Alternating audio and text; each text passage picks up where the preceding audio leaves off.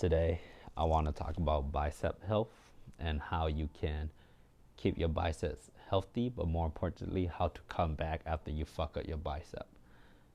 And the type of injuries or straining to the bicep that I'm referring to would be basically anytime you're really cranking on your arm, or particularly when you're going for an undercling and out of nowhere your bicep just gets all super knotty, almost cranks up on you real hard, and you just feel like an instantaneous need to let go. And then afterwards, anytime you do like a bicep curl motion or bicep flexion, you feel that it feels good. And then at some point in time, your bicep would be like, it gets really tight, as if your strands are like kind of dispersing away. If that makes it makes sense in my head. Point is, you come up here and it's like your bicep slows down a little bit because there's a sticking point, and then it starts to work again. So I'm gonna take you through a nice little workout routine that you can do that will help your bicep recover, and I'll give you little progressions, blah blah blah, and then eventually your bicep injury should be fully recovered and a thing of the past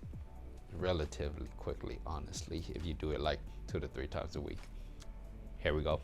The first exercise we have, and arguably the most important exercise out of all of this, is just the nice simple banded bicep curl. So first off, you want to step on the band, step, hold it like this, lift, stand nice and straight, and then from here, shoulders slightly back. Now when you bring your shoulders back, that doesn't mean arch your lower back, it just means bring your shoulders back. Neutral, try to keep your elbow stationary, lift up, come back down.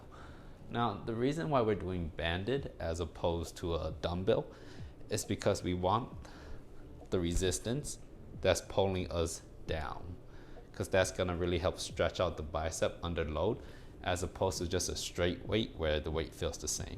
We want this active pushing down motion, so that we're kind of having to force the bicep to be controlled while it's under load, eccentrically.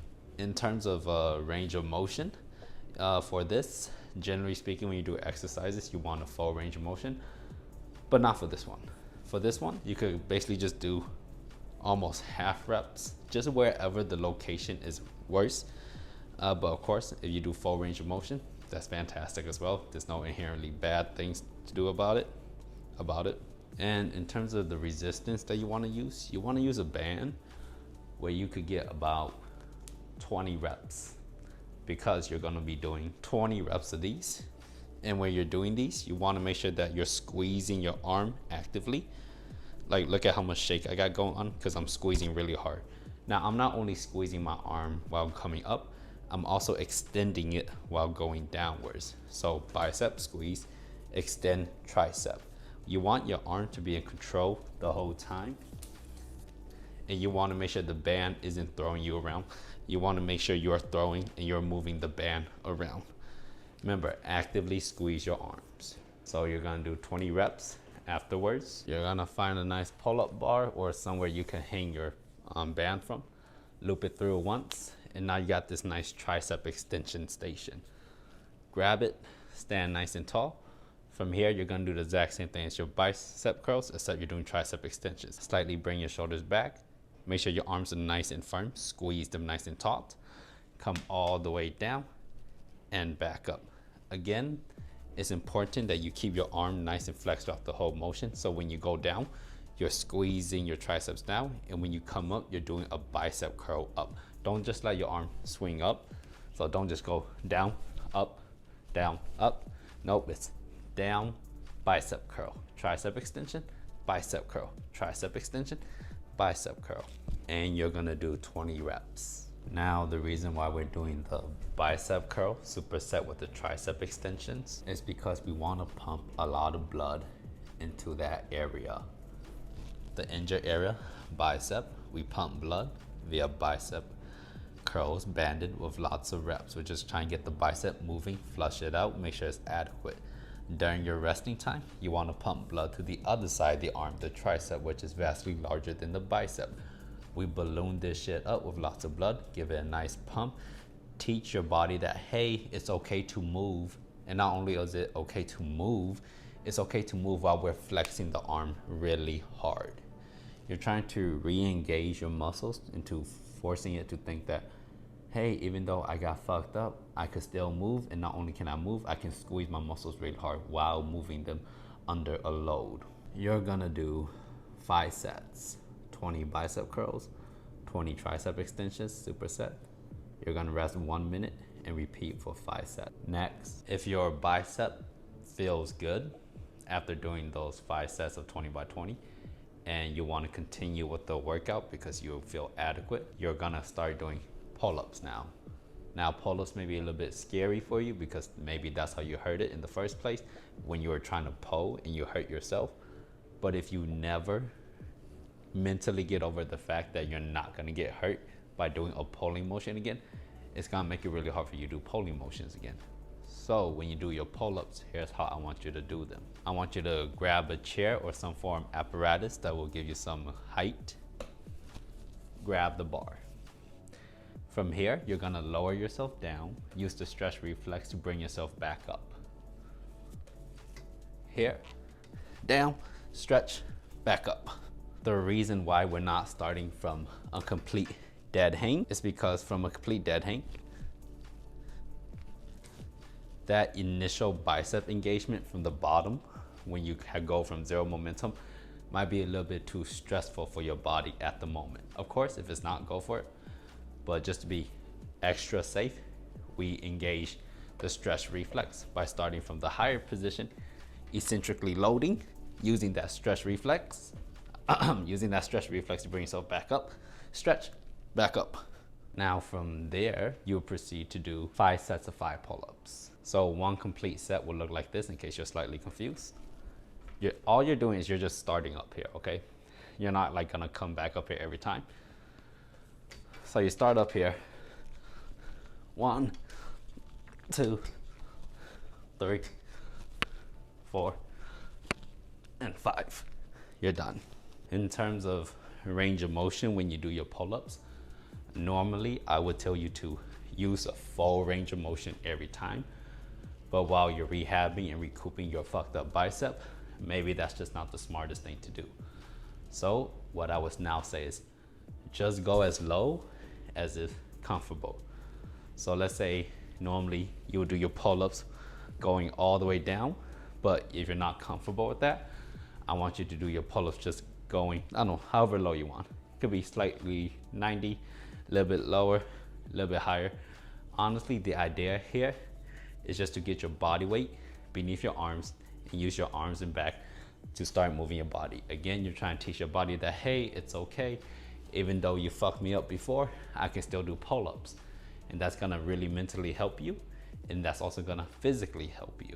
Now, of course, if at any point in time you're doing your pull-ups and your bicep just starts flaring up on you like absurdly crazy, then you should probably stop, all right? Live to live another day is what I like to say. In terms of frequency of how often you should do this, I would say do it before you start climbing or do it after you get done climbing.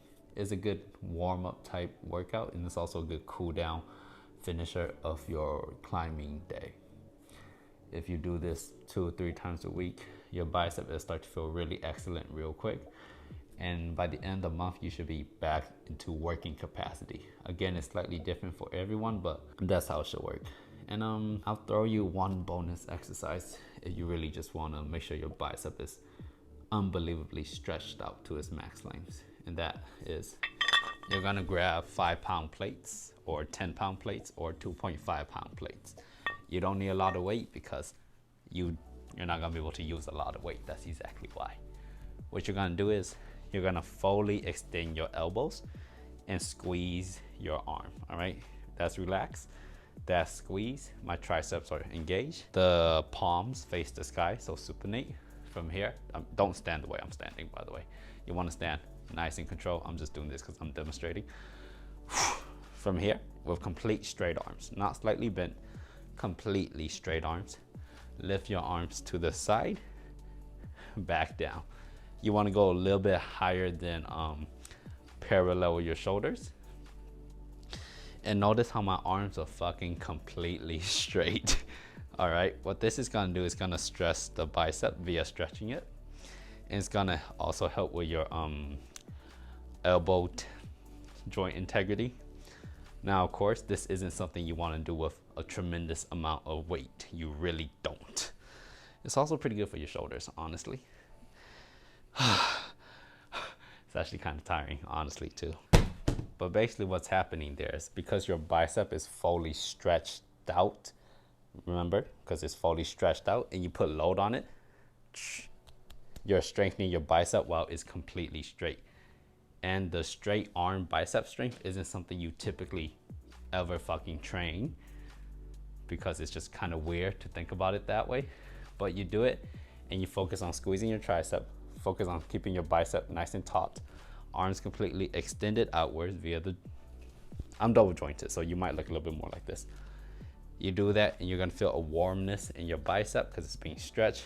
You might feel a little bit of a tweakiness or tendon stuff in your elbows. If you do, it's always okay to just slightly bend the arms or use a lighter weight. Right now I was just using 5 pounds. Typically when I do this, I would use 10 pounds because I'm so big and strong. Anyways, I'm actually only like 160.